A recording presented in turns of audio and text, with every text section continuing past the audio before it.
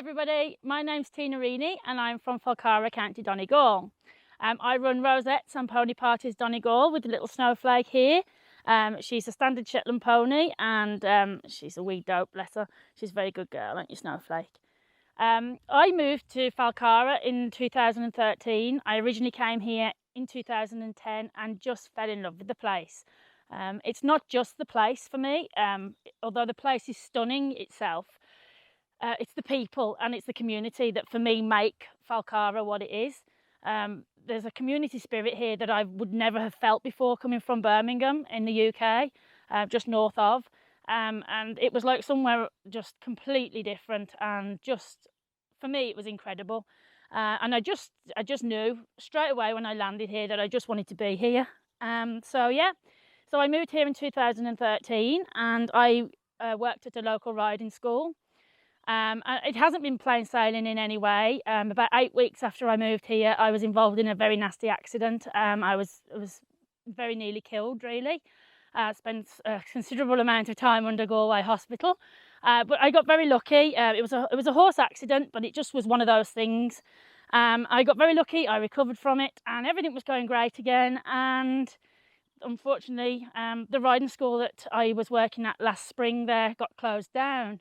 Now, very luckily for me, in the autumn before that, I'd gone to Raphoe Mart, and this wee girl was at the mart, and not a soul in the world wanted her. I didn't need a Shetland pony, but I just felt very, very sorry for her, and myself and my friend Bella, and she had a little foal on her, and she went in the ring, with just a piece of rope around her head, and she came out again, and in the end, some dealers bought her, and we couldn't live with ourselves to leave it at that, so we between the two of us, we brought them both home.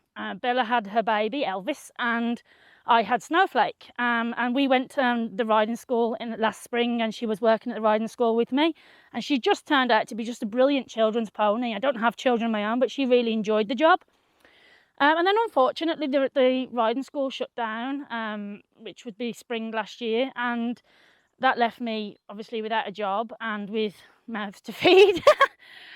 So I decided to just try it my own self to set up in business, and we decided to try the pony parties for the season last year and just try and build on it and just try and make a business out of it. So we did the first 3 months last summer just as a trial to see how we got on, and it was more successful really than I really hoped for even.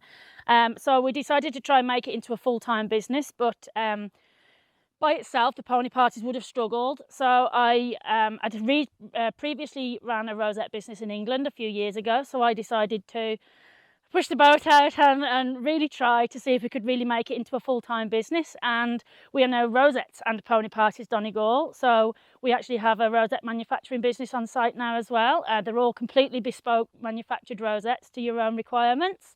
So it's quite good because it's never the same day twice. I could be out with a pony one day at an event or a wedding with a pony or at a baby shower or gender reveal. And then the next day I'm making rosettes for, sometimes it's memorial and they're very sad, or sometimes it's births, or obviously we do all the agricultural shows and the horses, but there's never 2 days the same, which for me is fantastic.